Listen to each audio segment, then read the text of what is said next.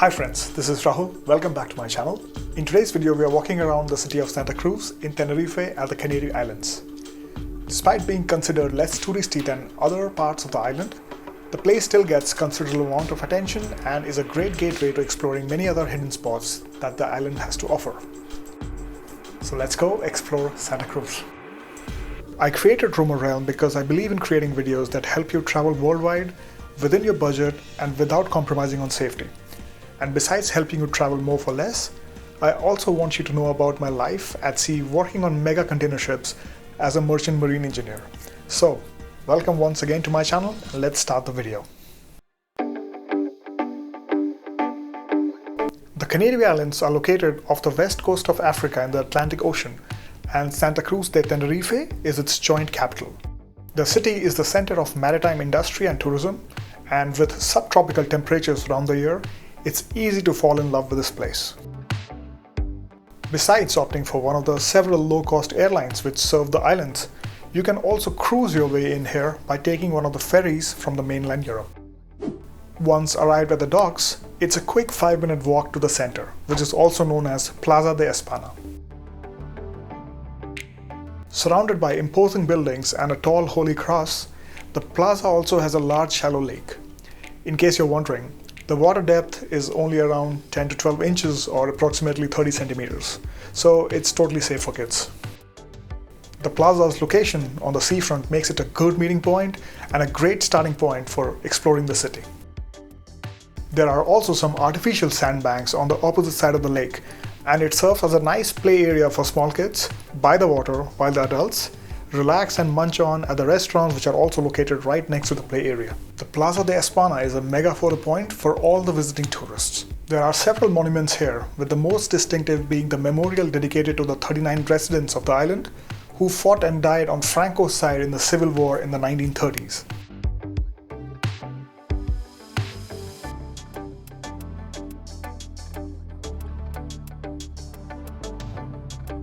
As you can see, the center is so close to the marina and the ferry port that you can actually see the ships from here.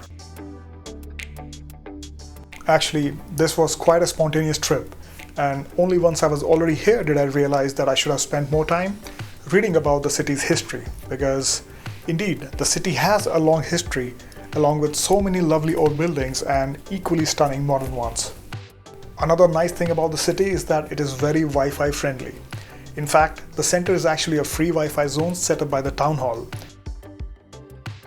As expected, the spot is a favorite amongst tourists, so you may have to wait for a bit for that perfect photo at this landmark. The Plaza de Espana is also the starting point for the hop-on, hop-off city sightseeing bus. And there you see the huge ships once again. Really, I was quite amazed with the Wi-Fi coverage. I had it for almost the entire time when I was there at the center. Actually, I really like this location. It's also so very close to the main shopping street with several cafes and restaurants alongside.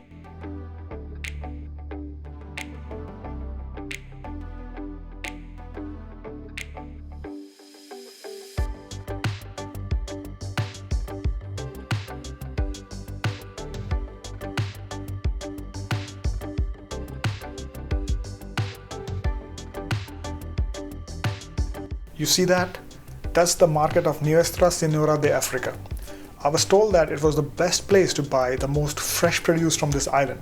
For example, bananas, tomatoes, papayas, cheese, and so on. So we'll go there after exploring the walking street.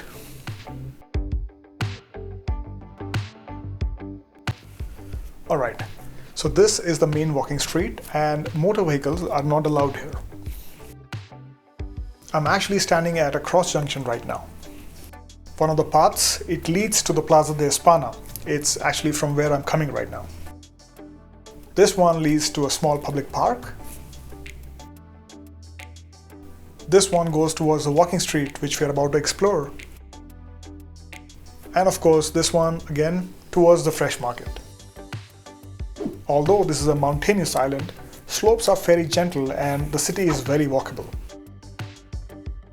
About the walking street, speaking to some locals, I found out that the street has some really high-end expensive shops, and they're mostly aiming at the tourists.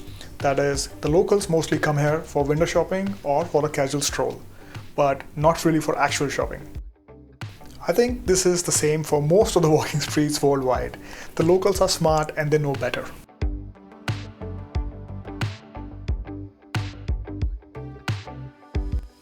Anyway, did you know that Tenerife is actually home to more than 1 million people? Yes, that's right. In fact, nearly half of the residents of Tenerife live in this city. For me, this was hard to imagine because I hardly saw any people when traveling around the island away from the center.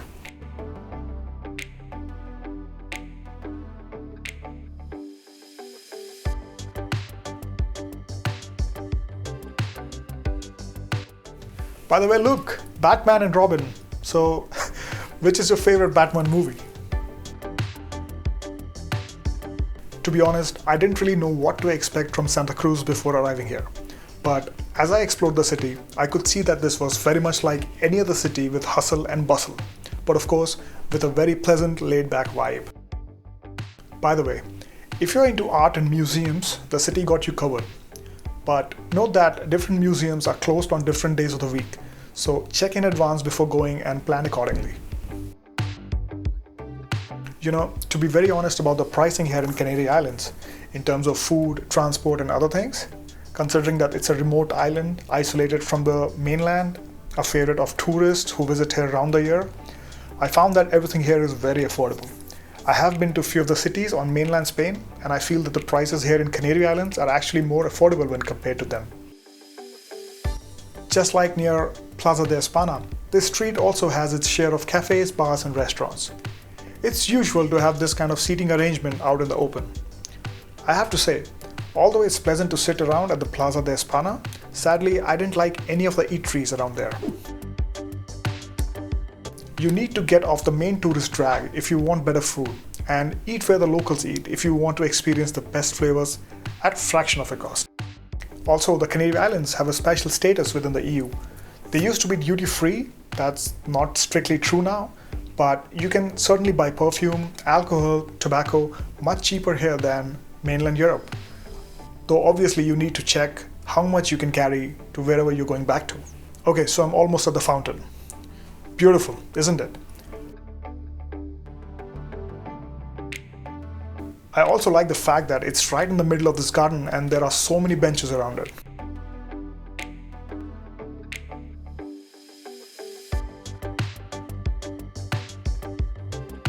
The fountain has a central body 5.8 meters high in a pyramidal shape and is made out of marble. It is topped by a statue of two putti holding a garland of flowers on the central floor and four putti, each in one corner, holding a dolphin that sprouts water from its mouth, which falls onto the shells at the bottom.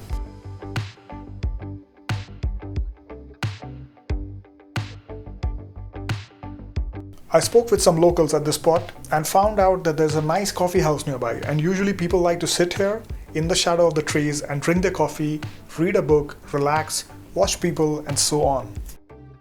I really like the idea of having a small park like this in the middle of the town. Seems like a nice place to sit and relax away from the hustle and bustle. After taking a short break at the fountain, I headed towards the fresh market.